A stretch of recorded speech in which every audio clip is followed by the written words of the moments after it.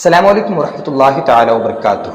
مفتی صاحب کے اس بیان کو آپ ضرور سنیں اور اپنے دوست و احبابوں کو ضرور سنائیں کہ مفتی صاحب کیا کہنا چاہتے ہیں اور اس میں بات کیا ہے، آپ اسے سمجھنے کی کوشش کریں۔ سب سے پہلے آپ اس ویڈیو کو دیکھیں۔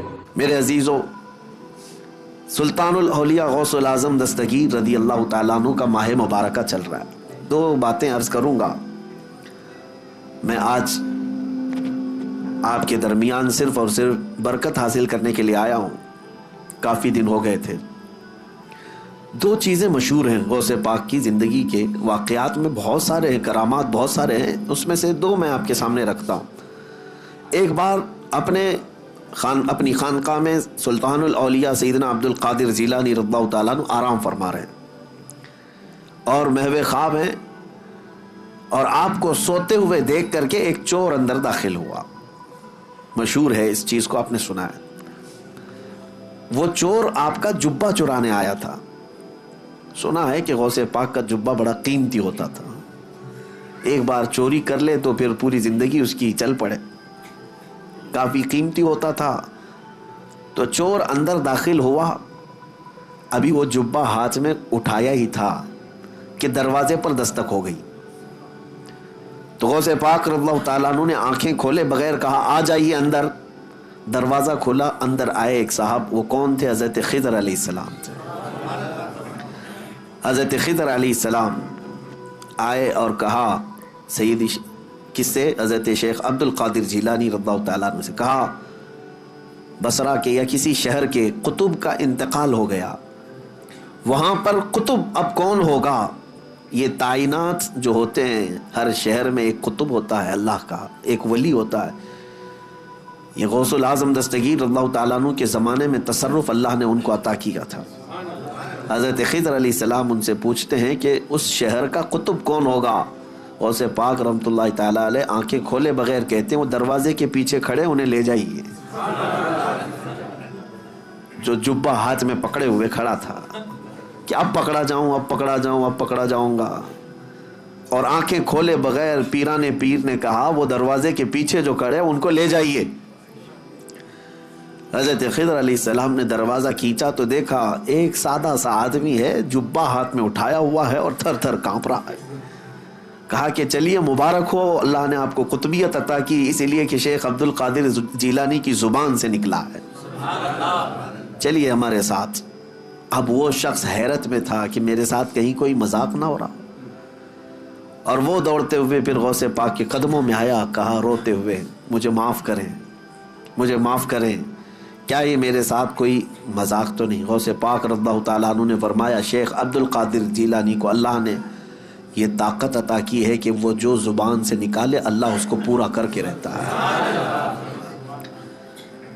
کہا کہ میں یہاں کس غرض سے آیا تھا آپ کو پتا ہے؟ میرے ہاتھ میں آپ کا اٹھایا ہوا جبہ تھا۔ غوث پاک رضی اللہ تعالیٰ عنہ نے فرمایا سب ہمیں پتا ہے، اور ہم چاہتے ہیں کہ تمہارے اس منصب کو، تمہاری اس ڈیوٹی کو بدل کر کے دوسری ڈیوٹی دے دی جائے۔ اب یہ واقعہ تو ہم نے سنا، کئی مرتبہ سنا، لیکن ایک بزرگ سے میں نے سنا، اور انہوں نے یہ بیان فرمایا اور کہا کہ بیٹا آپ جانتے ہو چوری کرنے والے کو تو سزا دی جاتی ہے، اسلام سزا دیتا ہے، اور یہاں وہ جبہ ہاتھ میں لے کر چرایا ہوا آدمی رنگے ہاتھوں پکڑا گیا، سزا دیتے، ہاتھ کاٹتے ہیں، اور اس کو بجائے اس کے کہ صرف معاف کر کے چھوڑتے، پھر قطبیت کا مقام بھی دے دیا۔ یہ سوال جب آتا ہے ذہن میں تو پھر اس بزرگ نے فرمایا کہ بات در حقیقت یہ ہے کہ اللہ کریم بھی نسبتیں دیکھتا ہے۔ وہ چور چوری تو کیا تھا، لیکن ہاتھ میں دامن کس کا تھا؟ ہاتھ میں کیا تھا؟ غوث پاک کا جبہ تھا۔ جبہ جو پکڑا تھا، یہ نسبت نے اس کو، اس صحبت نے اس کو مقام قطبیت تک پہنچا دیا۔ اب میں آپ سے کہتا ہوں کہ غوث پاک کا جبہ پکڑے تو قطبیت کے مقام پر پہنچے، اور جو رسول اللہ کے قدموں پر جان دے اسے رب ذوالجلال غوثیت کے مقام پر پہنچاتا ہے۔ ایک بات یاد رکھیں، نبی پاک صلی اللہ علیہ وسلم پر جو صحابہ نے اپنی جانیں دی ہیں حضور اکرم صلی اللہ تعالیٰ علیہ وسلم کی محبت میں، غوث قطب ابدال نجبا شرفا کوئی وہاں تک نہیں پہنچ سکتے جہاں رسول اللہ کے صحابہ پہنچے. کیوں؟ صحبت کا اثر ہے، صحبت کا اثر ہے. اسی لیے صحبت چن کر کے اختیار کرو، کہیں ایسا نہ ہو کہ بعد میں پچھتانا پڑے. ہم نے تو پولیس کو بھی دیکھا ہے، خامخواہ کچھ لوگوں کو اٹھاتے ہیں اور لے جاتے ہیں پکڑ کر کے. کیا قصور ہے بھائی اس کا؟ کہا فلاں نشیڑی کے ساتھ تو یہ بھی کانٹیکٹ میں تھا. کانٹیکٹ میں تو تھا ہی، ہم اس کو تلاشی لیں گے، کہیں اس کا بھی جرم نکل گیا تو وہی سزا اس کی بھی ہوگی. ابھی تو شک میں اٹھائے ہیں. میرے عزیزو حال تو اب یہ ہے کہ اگر غلط لوگوں کا فون بھی 2-3 بار ہمارے فون پہ آ گیا تو بھی آپ اندر جا سکتے ہیں. یہ صحبت کا اثر آپ دیکھو. دنیا میں جب آپ کو پکڑا سکتا ہے تو پھر آخرت میں کس قدر سخت ہوگا اندازہ کرو میرے عزیزو. اس لیے اپنی صحبت کو پاک رکھو، اپنی صحبت کو پاک رکھو. ایسا نہیں ہے، بعض لوگ یہ کہتے ہیں کہ ہم تو اس میں کچھ حصہ نہیں لیتے. میں سب کی بات نہیں کر رہا. اب صحبت کے لیے بعض تفریق بھی میں آپ کو بتا دوں. عوام الناس، آپ لوگوں کے لیے یہ ضروری ہے کہ اپنی صحبت کا انتخاب خوب اچھا رکھو، اپنی اولاد کے لیے بھی. اب رہی بات علماء صالحین، علماء ہیں، مبلغین ہیں، دعات ہیں، ان کا کام کیا ہے؟ لوگوں کی اصلاح کرنا. مثال کے طور پر اگر ہم چند نشہ خور لوگوں کے درمیان اگر بیٹھے ہیں تو اس کا مطلب یہ نہیں کہ ہم ان کی صحبت حاصل کر رہے ہیں. ہم یہ چاہتے ہیں کہ ہماری چھاپ ان کے دل پر ڈالی جائے. تو یہ صرف علماء، دعات، مبلغین کا کام ہے. جیسے ڈاکٹر مریضوں کے بیچ میں رہتا ہے تو بیماری نہیں لیتا بلکہ ان کی بیماری کو دور کرتا ہے. لیکن عوام الناس، عام لوگ اگر بیماروں کے ساتھ رہنے لگے تو پھر یہ کہا جائے گا کہ یہ بیماری یہ بھی لے لے گا، یہ کہا جاتا ہے. لہٰذا ایک واقعہ تو غوث پاک کا میں نے بتایا کہ چور بھی مقام قطبیت پر پہنچ گیا. وجہ کیا تھی؟ دامن ہاتھ میں کس کا تھا؟ غوث اعظم کا تھا. اسی لیے جمیل قادری رحمۃ اللہ تعالی علیہ یوں فرماتے ہیں، عزیزو کر چکو تیار جب میرے جنازے کو، تو لکھ دینا کفن پر نام والا غوث اعظم کا. اب دوسری بات، بغداد مقدسہ میں جو ایک واقعہ مشہور ہے کہ حضرت شیخ احمد جام اپنی شیر کی سواری کرتے ہوئے بغداد کے کسی بھی محلے میں جاتے تو اس محلے والے ایک گائے ان کے شیر کو قربان کر دیا کرتے تھے. وہ غوث پاک کے محلے میں آئے اور بولا کہ جاؤ شیخ عبد القادر جیلانی کی خانقاہ سے بھی ایک گائے ہمارے شیر کے لیے لے آؤ. غوث پاک نے منع نہیں فرمایا، اپنے خادم سے کہا لے جاؤ لنگر خانے سے جو گائے ہوگی. لے کر کے گئے، لیکن وہاں پر ہڈیاں کھا کر پلنے والا ایک کتا، پالا ہوا نہیں، پلا ہوا. دونوں میں بہت فرق ہے.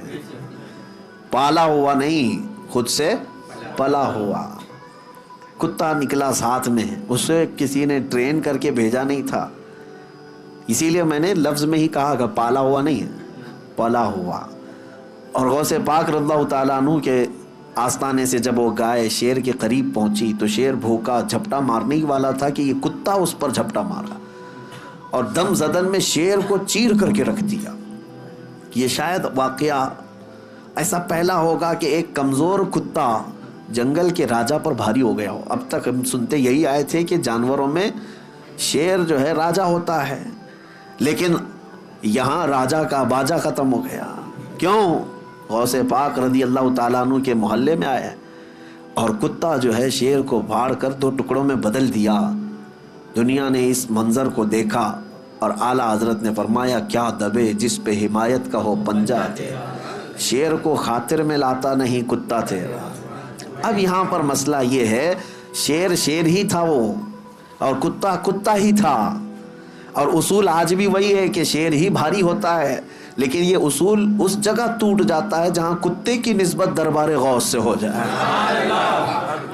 اب میں آپ کو یہ کہتا ہوں کہ کتا ہے، کتے پالنے کی ہمارے ہاں شریعت میں اس کا حکم نہیں ہے. بعض مقامات ایسے ہیں جیسے کھیتی باڑی یا حفاظت کے لیے ان کو شریعت نے مستثنا رکھا ہے. جس جانور کو ہم پالتے بھی نہیں، خود سے گھروں کے پاس بیٹھ کر پل جاتا ہو، اس کتے کا حال یہ ہے کہ دربار غوث کے سائے میں بیٹھا کرتا تھا. غوث پاک کے آستانے کے سائے میں بیٹھا کرتا تھا، اور طاقت کا حال یہ ہے کہ جنگل کے راجا کو بھی پھاڑ کے رکھ سکتا ہے۔ یہ صحبت کا اثر ہے، یہ صحبت کا اثر ہے۔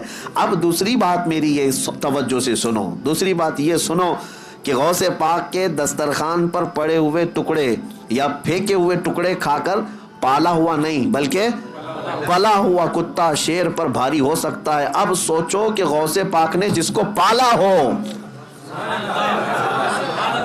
پلا ہوا نہیں بلکہ غوث پاک کے ہاں پالا ہوا، اور وہ بھی کتا نہیں، کوئی وقت کا عالم دین ہو تو پھر وہ اپنے زمانے کا مجدد اعظم بن جاتا ہے۔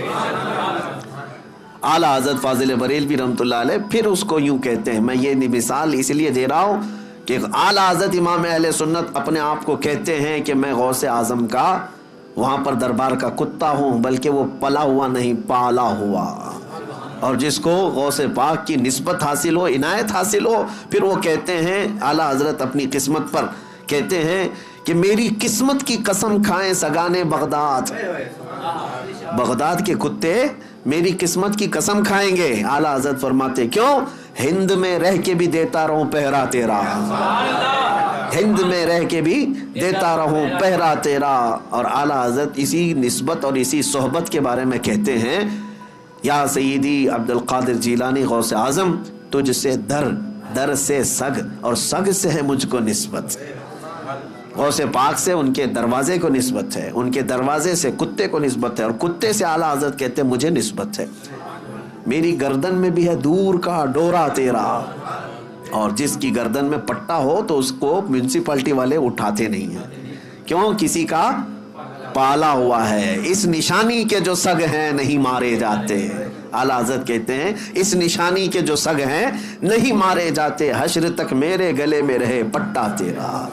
ہم بھی دعا یہی کرتے ہیں کہ سرکار غوث پاک کی نسبت آخری سانس تک ہمارے ساتھ برقرار رہے۔ تو جیسا کہ آپ نے مفتی صاحب کے اس ویڈیو کو دیکھی تو آپ کو کیا سمجھ میں آیا، اس میں آپ کو کیا ایسا چیز نظر آیا، تو اس بات کو آپ ضرور کمنٹ کریں، اور میرے اس ویڈیو کو ضرور شیئر کریں ان تمام دوستوں میں جو مفتی صاحب کے اس بیان کو نہیں سنے ہیں۔ تو آپ اس ویڈیو کو ضرور شیئر کریں، اور آپ میرے اس چینل کو ضرور سبسکرائب کریں اسی طرح اور ویڈیوز جاننے کے لیے۔ السلام علیکم ورحمۃ اللہ وبرکاتہ۔